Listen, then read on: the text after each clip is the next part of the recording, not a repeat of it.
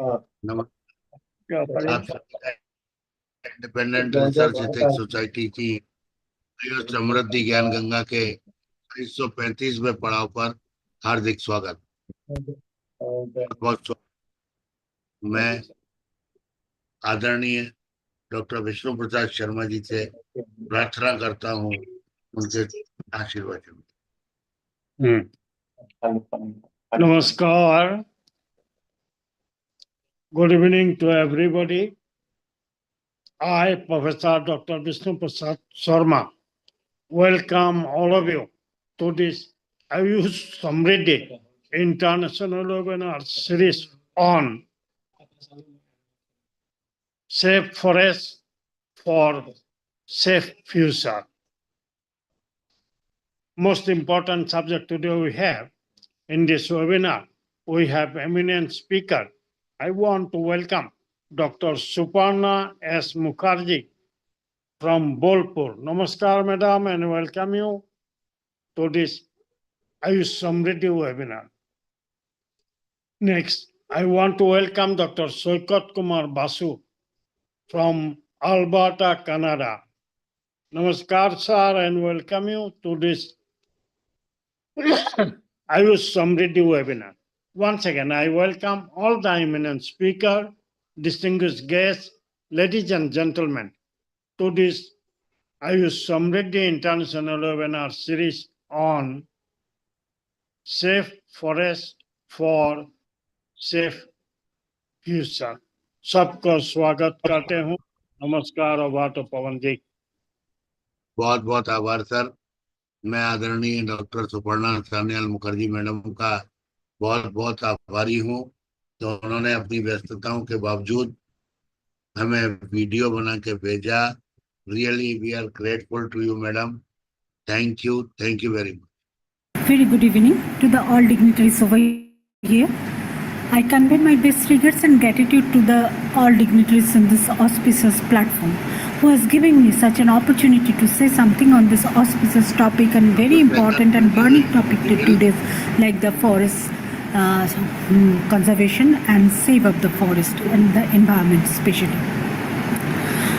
I convey my best regards and gratitude to the AYUSH Samriddhi platform who has given me such an opportunity. The forest and conservation of the forest, the safe forest and safe environment is this today's burning topic which is needed for us because we people are living in an eco-forest zone. That means we have denuded forest and living in the forest was the time immemorial. We have seen there are so many persons, there are so many community who are surviving in the forest. It is a time immemorial process and we are surviving in the nature which is very important for us.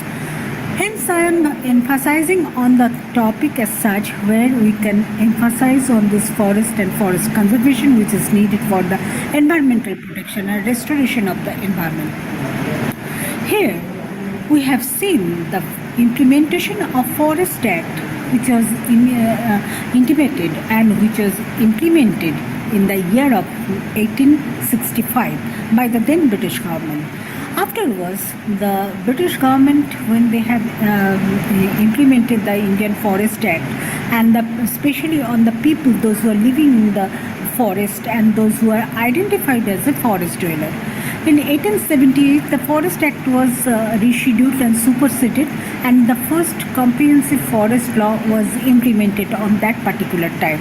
Then 1927, the Act was again superseded, and it is also identified that the Indian Forest Act 1927, which is still in vogue. Hence, we can say that there are so many forest policies, the 1894 forest policies, then after independence 1952 forest policies, then 1988 forest policies, and then the 2014 forest policies. These 4 forest policies is giving us the forest concession, especially the people, those who are living in the forest. Then the forest, there are so many types of forest is also in the Indian subcontinent. There are so many species which are also surviving in the forest areas, and this forest areas is also very important, and there are so many medicinal plants which is surviving in this forest ecosystem, of which very implemented part is that, and important also, that is the medicinal plants. The three-tier canopy development is also enhance the forest protection and forest implementation and forest division as such, which is still incorporating and nurturing the forest people and forest rehabilitation center. So we have seen the forest policies and the 2006 Forest Act, which is giving us the Forest Rights Act, the giving the rights of the forest dwellers and special concessions of the forest dwellers, especially the forest production, the non-timber minor forest policies, forest land, etc., etc. But it is, though it has been implemented, but the factuality and getting the opportunities is very scarce nowadays. But all the people all over the India, they are not able to get their patta in the other aspects. But they are also applying, and 75 years or 3 generations, which has been the identification point, and which they are also incorporating and they are identifying. But very crucial point is who will be identified the 3 generation and 75 years. So hence it is also the point where we can explore. At the same time, the Forest Protection Committee is giving the protection of the local people with the tribal concentrate, the implementation of social forestry, enhance the development of forest policies and forest management, and the forest for management, 3-tier canopy development, which enhance the forest protection and forest restoration of our life sustainability.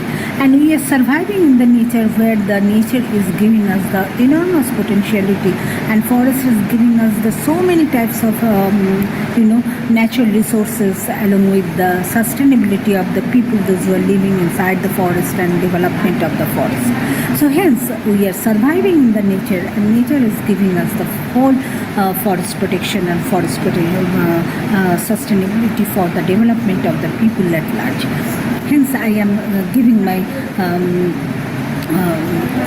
the sustainability, where the forest is giving the more potentiality, the eco-forest zone, development of eco-forest zone, protection of the plant kingdom, animal kingdom, and the tribe, those who are the aboriginal, and they are surviving their forest life in the time immemorial, and they maintaining their socio-cultural, socio-economic, techno-economical life, which is included in the forest and forest space. Thank you very much for the AYUSH SAMRIDDHI platform, and AYUSH has the enormous things and sustaining of the medicinal plants and biodiversity for protection of the nature, and the AYUSH is giving us the more protection and the sustainability for the development of our life. Thank you very much. Thanks for giving me such an opportunity to say something. Thank you. Thank you very much, madam. Thank you very much. So nice of you. Now I would like to request Dr. Sakat Kumar Basuji for his valuable opinion. Thank you, Sharmaji. Once again, it's a pleasure to be on your platform, and I extend my heartiest congratulations to all for celebration of the World Forest Day. Few of the important concerns for the World Forest Day is that our, particularly with respect to India, compared to other countries such as vis-a-vis China, USA, USSR, where forest areas have expanded, in India there has been rapid shrinkage, or there has been very minor or marginal increase in the forest area. Today, we are the largest populous country of the world, and with our tremendous pressure on the resources, particularly on the natural resources, by an expanding, growing population, is a significant challenge for the country to sustain both its economy and ecology. Under these aspects, it is very important that both the central and the state and union territories of India take particular initiative in the conservation of the forests. Our forest guards, who are responsible or at the first line of contact or sources for protection of the forest, are ill-equipped with old bamboo poles for the protection and old 303 guns still used for touring the forest. And the people that they are fighting against are ornamented with modern military style gadgets, night vision facilities, and everything. It is important for the protection of the forest that the government of India takes serious initiative in increasing the status of the forest guards to the level of the Central Industrial Security Forces, and transform it into a highly trained and disciplined paramilitary forces. Because today our forests are infringed not only by helpless poor people who are looking for the natural resources for their survival, but they are also centers for refuge for many insurgent groups in central eastern India, southern parts of India, northeastern India. Many insurgent groups, to avoid the security forces, take refuge in the forest, which is causing extensive destruction of the interior of the forest as a result of human occupation, burning of the forest, forest fires, calamities that are being impregnated, hunting, poaching for buying money and drugs, and everything is causing a very, very serious and significant damage to the forest. Three international corridors that still operate through India, particularly with respect to poaching as well as cross-border transfer or illegal smuggling of valuable major and minor forest resources, wildlife, and other related resources across the Indo-Myanmar border, the Anglo-Bangladesh border, and the Siliguri corridor that connects India with Tibet, Nepal, Bhutan, and to the northeastern India. All these areas needs very strong security cover, monitoring, and surveillance. There is also necessity for India to build up strong long-term relationship with respect to security as well as forest conservation concern on both sides of the border with Myanmar, Bangladesh, Nepal, Bhutan, wherever India shares international border. It is important that these heavily forested remote areas are points of illegal human migration, smuggling, exchange of contraband products, and other serious stuff that needs to be taken care of. If our forest forces are upgraded and there is strong sharing of intelligence and common border patrolling by both India and adjoining countries, not only the border security will be enhanced, but it will also reduce significantly poaching and trafficking of wildlife and forest products. There has been a lack of political will with respect to the central and the state and union territories governments of India, because even in a highly forested state such as Arunachal Pradesh in northeast India is today showing rapid degradation of the forested areas. Why is this happening? In the name of infrastructure, wherever there is destruction of the forest to build infrastructure, highways, airports, railway tracks, and stuff, care is not being taken to replace or replenish the destructed past of the forest with other patches so that we can replenish the environment. It is important to understand that today the ecology and economy needs to work hand in hand. But to do that, there is a need for strong political will and determination that the amount of forest being destroyed should be replaced by equal amount of regeneration of forest or artificial forest through social forestry or through urban or rural engineering, in the sense that we create and generate wilderness spaces, forest, transform non-agriculturally or non-agriculturally suitable areas into forested stuff.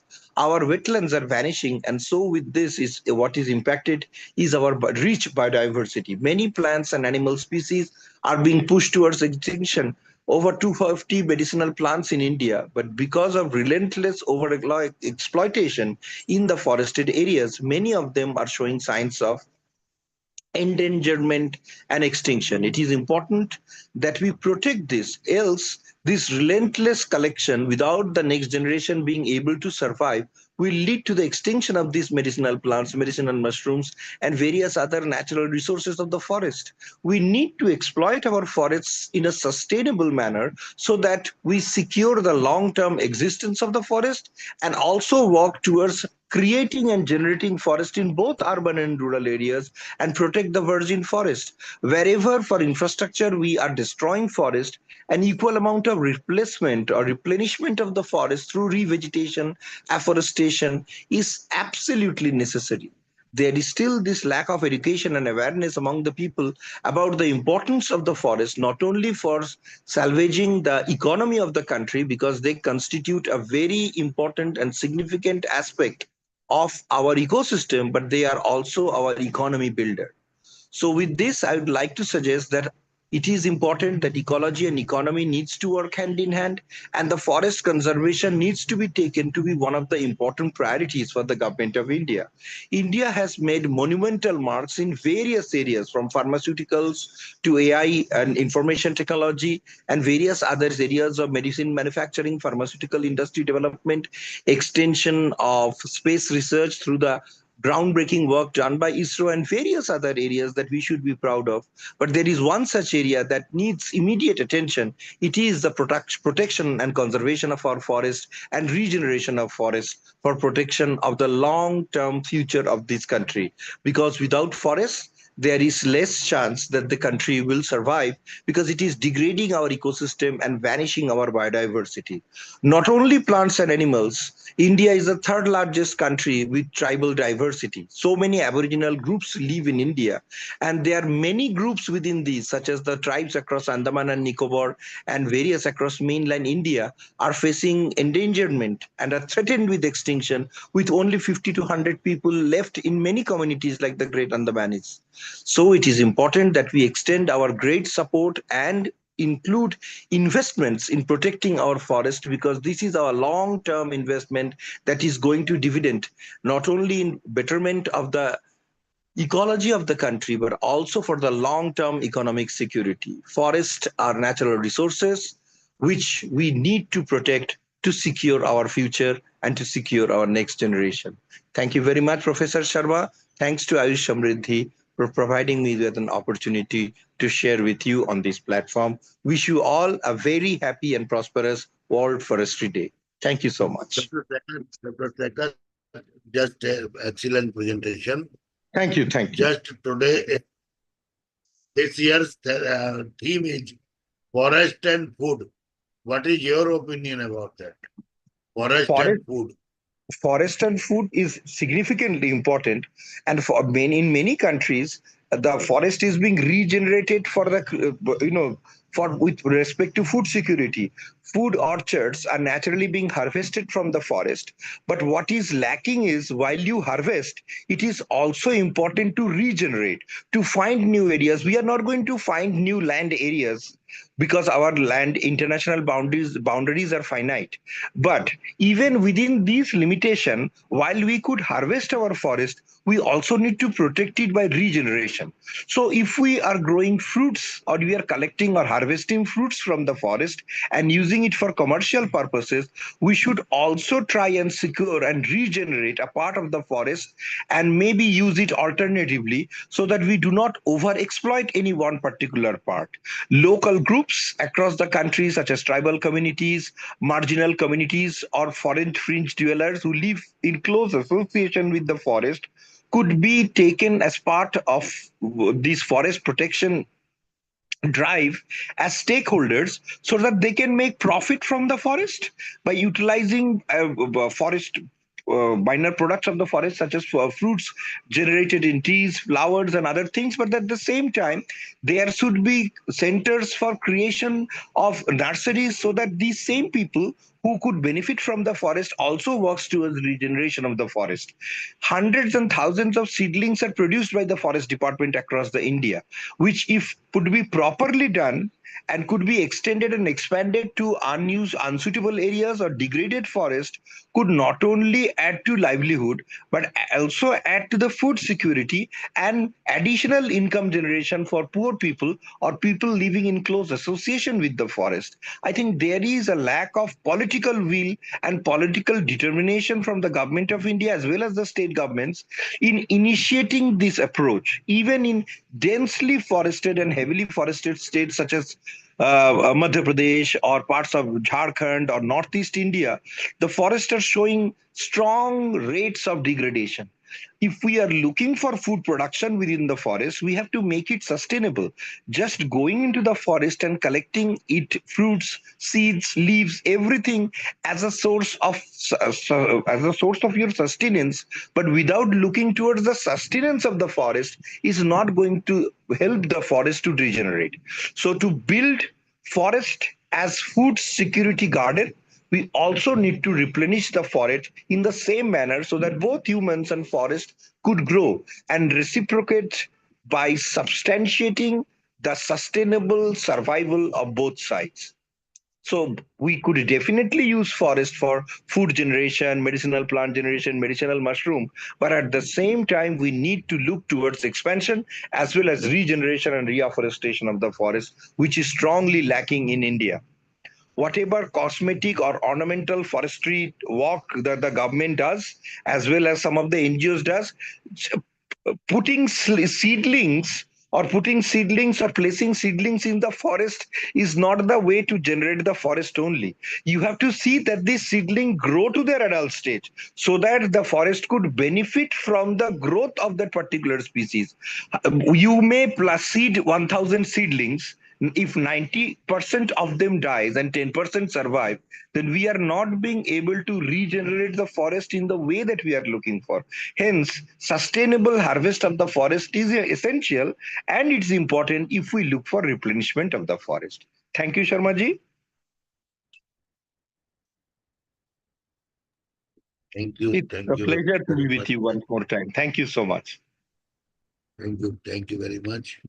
Good night. I am really, Dr. Sekat, Yes, unable to find out, unable to trace out any aesthetic person really till I now. would request, I madam, I would